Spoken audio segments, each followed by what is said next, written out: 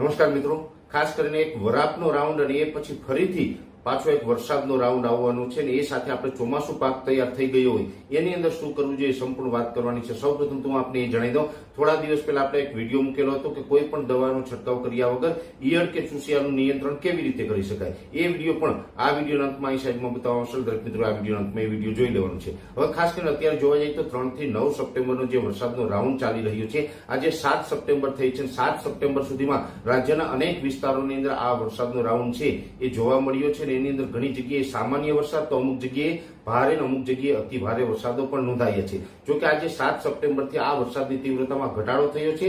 આવતીકાલે 8 સપ્ટેમ્બર અને પરમ દિવસે 9 સપ્ટેમ્બર એમ 2 દિવસમાં આ વરસાદની અંદર ઘણો બધો ઘટાડો પણ થશે।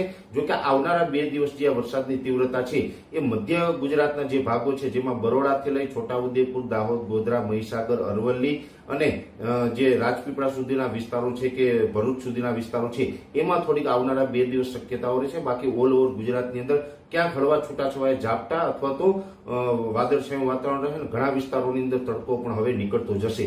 એટલે આમ કહી શકાય કે હવેથી અમુક વિસ્તારોમાં જ વરસાદની શક્યતાઓ છે, બીજા વિસ્તારોની અંદર ભેજને કારણે કોઈ છૂટાછવાયા ઝાપટા પડે એ વાત અપવાદ રહેશે। બાકી હવે કોઈ મોટા વરસાદની શક્યતાઓ નથી। આ જે 9 તારીખ સુધી શક્યતાઓ છે એ પણ મધ્ય ગુજરાતના અને મધ્યપ્રદેશ બોર્ડર લાગુ વિસ્તારોમાં થોડીક તીવ્રતા રહેશે।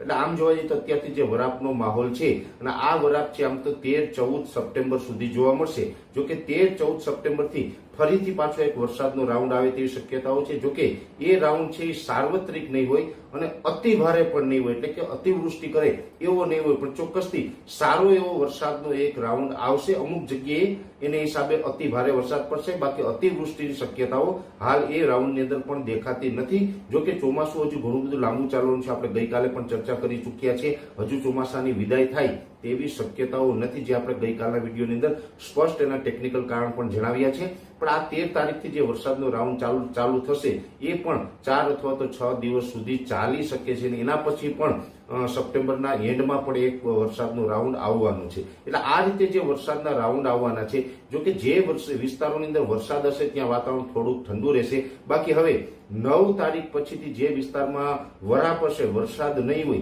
એ વિસ્તારોની અંદર તાપમાન છે ઊંચું જશે અને ખાસ કરીને ઉકળાટ અને જે ગરમી હોય છે, બફારો હોય છે, આની અંદર 9 તારીખ પછીથી ખૂબ વધારો થાય તેવી શક્યતાઓ છે। અસહ્ય ગરમીનો સામનો પણ હવે આપણે 9 તારીખ પછીના સેશનની અંદર કરવો પડે તેવી શક્યતાઓ હાલ અમને દેખાઈ રહી છે। ગરમીનો માહોલ આવશે। જો કે અહીં વચ્ચે આપને એ પણ જણાવી દઉં કે અત્યારે ઘણા બધા ખેડૂત ભાઈઓના અમને જે ફોન કોલ્સ આવતા હોય, વોટ્સએપ આવતા હોય, કોમેન્ટ આવતી હોય, એની અંદર એવું છે ઘણા બધા મિત્રોએ એવું કર્યું હતું કે ઓરવીને જે એટલે કે વહેલું વાવેતર કરેલું હોય ને એમાં પણ ટૂંકા ગાળાની મગફળી જે 90 દિવસે પાકતી હોય એવી મગફળીના વાવેતર કરેલા હતા, એ મગફળી હવે તૈયાર થઈ ગઈ છે અને હાર્વેસ્ટિંગ કરવું પડે એમ છે, કાઢવી પડે એમ છે।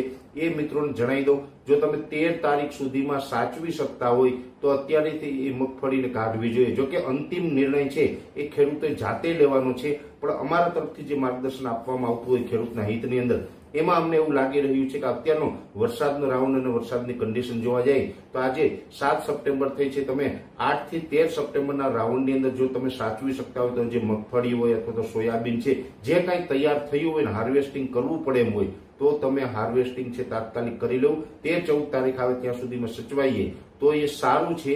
એટલે એ પ્રમાણેનું આયોજન કરવું। જો 13 તારીખ પછીથી આપણે વરસાદનો રાઉન્ડ આવશે, જો કે એ સાર્વત્રિક નહીં હોય, પણ જો એ રાઉન્ડ પણ કદાચ તમારા વિસ્તારમાં આવીએ તો હાર્વેસ્ટિંગ કરેલું જે પાક હોય એમાં નુકસાની આવી શકે છે। એટલે જે મિત્રોને પાક તૈયાર જ થઈ ગયો, એક દિવસ પણ ઉભો રાખી શકે એમ નથી, એની 13 તારીખ પહેલા સાચવી લેવું જોઈએ, આવું મારું અનુમાન।